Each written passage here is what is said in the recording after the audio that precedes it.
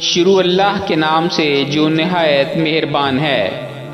یہ جو لڑکا یا لڑکی پیدا ہوتی ہے یہ مرد کی وجہ سے ہے، عورت کی وجہ سے نہیں۔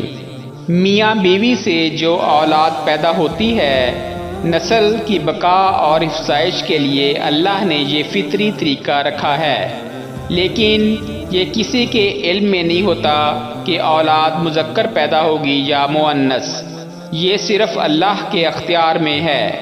اللہ تعالیٰ نے چونکہ اس کائنات کو روز قیامت تک اپنے علم ازلی کے مطابق چلانا ہے اور باقی رکھنا ہے، اس لیے وہ اپنی حکمت و مصلحت کے مطابق جس کو جو چاہتا ہے عطا کرتا ہے۔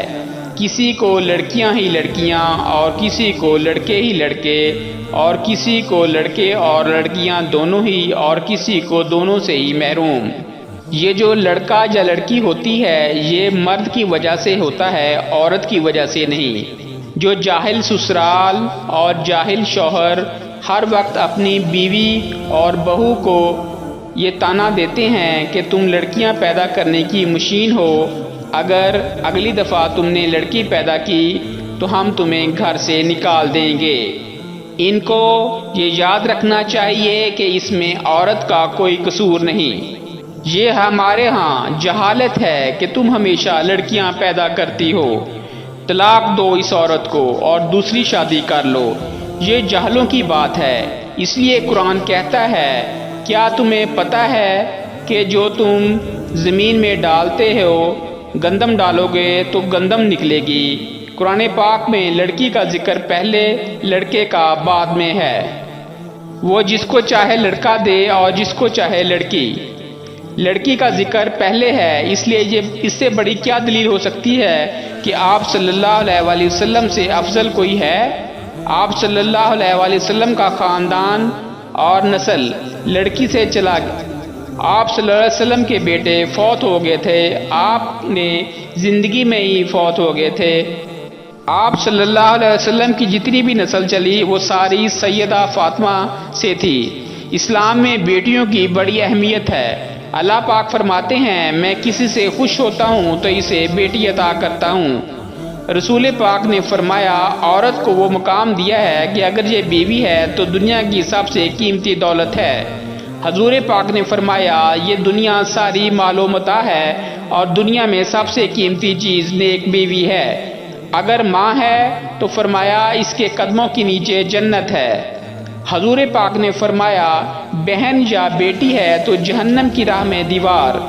چنانچہ صحیح بخاری اور مسلم سنن ترمذی میں ہے، حضور پاک نے فرمایا جو شخص اپنی دو بیٹیوں یا دو بہنوں کو تربیت دے کر ان کی شادی کر دے، اسلامی تربیت پر اللہ رب العزت ان بیٹیوں اور بہنوں کو اس کے لیے جہنم کی راہ میں دیوار بنا دے گا۔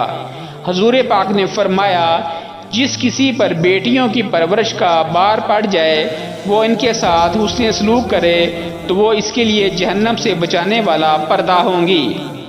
حضرت موسیٰ علیہ السلام نے اللہ تعالیٰ سے پوچھا یا اللہ جب آپ اپنے بندے پر مہربان ہوتے ہیں تو کیا عطا کرتے ہیں؟ اللہ تعالیٰ نے فرمایا اگر شادی شدہ ہو تو بیٹی۔ حضرت موسیٰ علیہ السلام نے پھر کہا یا اللہ اگر زیادہ مہربان ہو تو؟ اللہ تعالیٰ نے فرمایا تو میں اپنی دوسری بھی بیٹی عطا کروں گا۔ حضرت موسیٰ علیہ السلام نے فرمایا یا اللہ اگر سب سے زیادہ مہربان ہوتے ہیں تو پھر اللہ تعالیٰ نے فرمایا اے موسیٰ میں تیسری بھی بیٹی عطا کرتا ہوں۔ اللہ تعالیٰ فرماتے ہیں جب میں اپنے بندے کو بیٹا عطا کرتا ہوں تو اس بیٹے کو بولتا ہوں جاؤ اپنے باپ کا بازو بنو، اور جب میں بیٹی عطا کرتا ہوں تو مجھے اپنی خدائی کی قسم کہ میں اس کے باپ کا بازو خود بنوں گا۔ بیٹی اللہ کی رحمت ہوتی ہے، وہ ذات جو سراپائے رحمت ہے، وہ کس کو رحمت قرار دے رہی ہے؟ بیٹی کو۔ جانتے ہو اللہ بیٹیاں کیوں دیتا ہے؟ کیونکہ وہ جانتا ہے تمہیں رحمت کی ضرورت ہے۔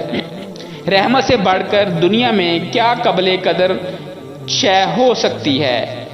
جب دنیا کے نفیس ترین شخص کا لقب رحمت ہو، جب ہم رحمت سے منہ موڑتے ہیں تو عذاب اور لعنت سے بچنا مشکل ہو جاتا ہے۔ وہ شخص جو بیٹی کے پیدائش پر افسردہ ہو وہ ماں جو بیٹی کی آمد پر رنجیدہ ہو، وہ گھر جہاں بیٹی کا درجہ بیٹے سے بڑھ کر ہو، وہ گھر کیسے خوشحال ہو سکتا ہے؟ وہ گھر رحمت خداوندی اور اطاعت محمدی کا دعویٰ کیسے کر سکتا ہے؟ بیٹیاں آنگن ہوتی ہیں، بہار ہوتی ہیں، بیٹیاں گھر کا قیمتی ترین زیور ہوتی ہیں، بیٹیاں گھرانے کی رونق اور رحمت ہوتی ہیں۔ یہی بیٹی باپ کے گھر رحمت ہوتی ہے تو آگے جا کر کسی بچوں کی جنت بنتی ہے۔ جنت ماں کے قدموں میں ہے اور ایک بیٹی ہی ماں بنتی ہے۔ حضور پاک نے فرمایا، جس نے 2 لڑکیوں کی پرورش یہاں تک کی کہ وہ بالغ ہو گئیں، قیامت کے دن انہوں نے اپنی انگلیوں کی طرف اشارہ کر کے فرمایا کہ یہ شخص میرے ساتھ ایسے ہی کھڑا ہوگا جیسے یہ 2 انگلیاں۔